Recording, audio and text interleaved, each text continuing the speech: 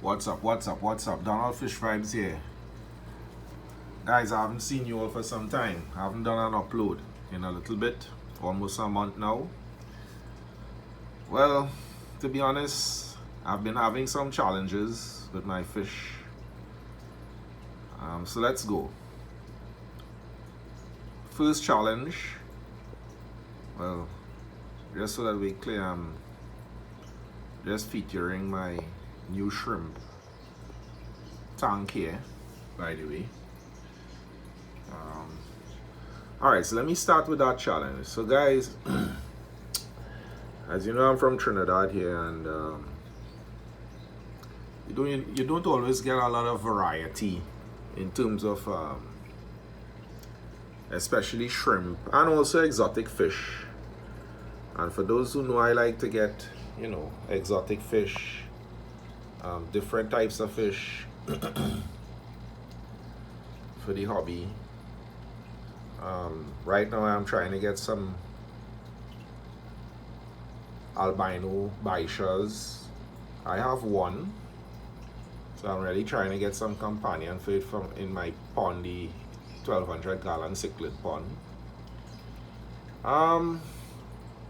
So I went online, I ordered, sorry, I'm distracted there. Yeah, so I went online and I ordered some shrimp. Actually, I first checked with Aquarium Corp to see if they had any. They didn't have none at the time. And so I saw a company called So Shrimp. I ordered about 15 shrimp with them. And then there was another entity with some ramshorn snails. So I ordered about 10 snails. I have a Miami address that you ship stuff to. Only to realize, guys, that fish is not allowed. So I'm not going to say how much money I spent in shrimp and the snails. Oops. But what I can say is that they reached to Miami, where my Miami address is, and then the courier company said they couldn't bring it. They said it's restricted. When I signed up with the courier company, I didn't really look at the terms and conditions, but apparently back in 2017, they updated their terms and conditions, and shrimp was not, well, they say animals, and well, by extension, they categorize the shrimp and the snails as animals, I guess. I guess they are. Didn't check that. But fish, I guess, falls under the category of animals. Well, you get the point. So that never came. I did set up this tank specifically for shrimp. I was really ordering some, different types of shrimp, because the only shrimp we have here that I've seen so far in Trinidad that I could get access to is these types of cherry shrimp. So I was looking at some more exotic shrimp because I'm seemingly able to take care of these and get them to breed. So I was looking for some more nicer color variation. I ordered 5 orange and white shrimp, some red and white shrimp, some black and white shrimps. Really nice shrimp, and just never came. So I don't know what they would have done with it. I know they kept harassing me to tell them that I must discard it or return it. And if I'm returning it, every day it stays there, some additional $5 US and a lot of fees and charges. Things to really frustrate you is what I think they're doing. At least that's how I felt. Very annoyed. I told them, send it here and let me deal with the customs guys. But they then told me they're going to reach out to their broker. Of course, I think that was just a stolen tactic. But having said all of that, I wasn't able to get my shrimp. I am not happy. But so that's one of the bad news I had. They're the most recent. Second issue, guys, for some time my cichlid pond, for some reason it's just not getting back clear. So it had this really nice crystal clear look, And when you're recording in there, you can see all the nice colors of all the cichlids in the pond.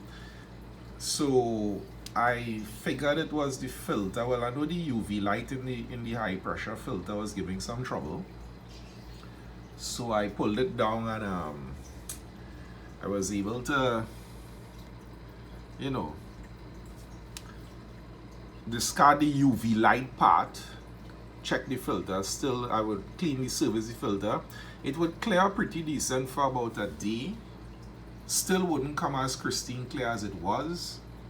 It used to be, sorry, and then it would, you know, get back kind of cloudy, brownish, or not very clear. You could see probably the first quarter depth of the fish, and you're not getting to see all the fish out there. Some fish I haven't even seen in a bit since this water isn't clear like my. I have about 3-4 frontosas in there.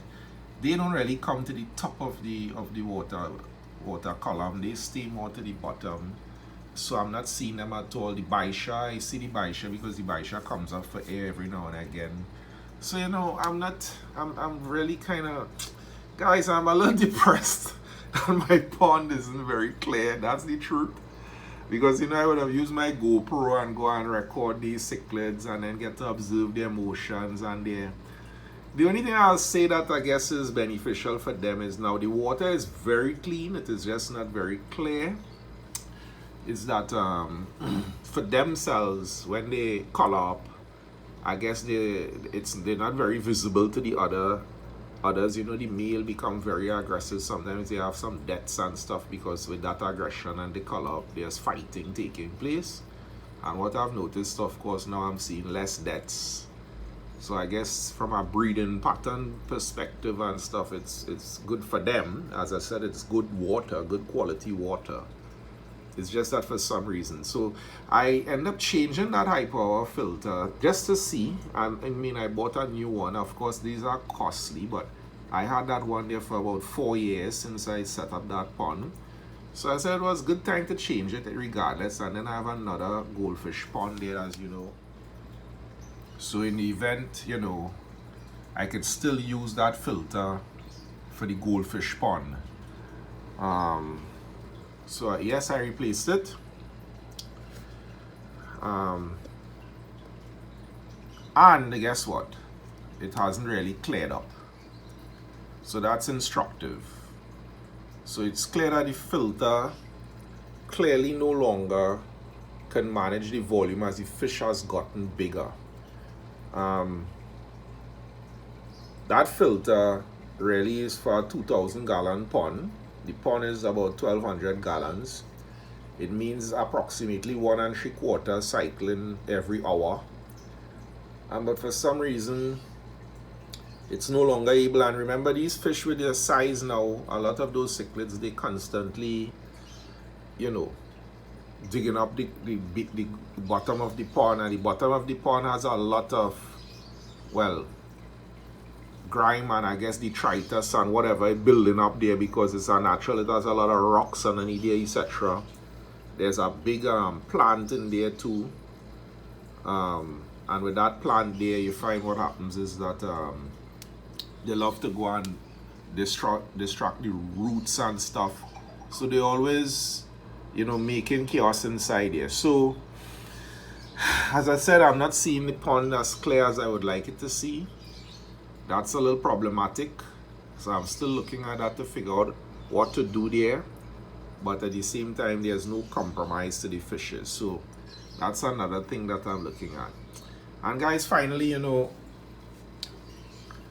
before I traveled recently, I told you I was traveling. So I removed a lot of my crayfish.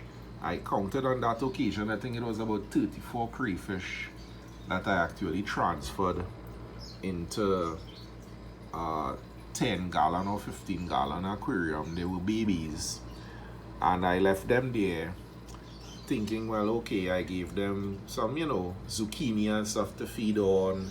I used cycle water, etc, etc. But that was not a good idea.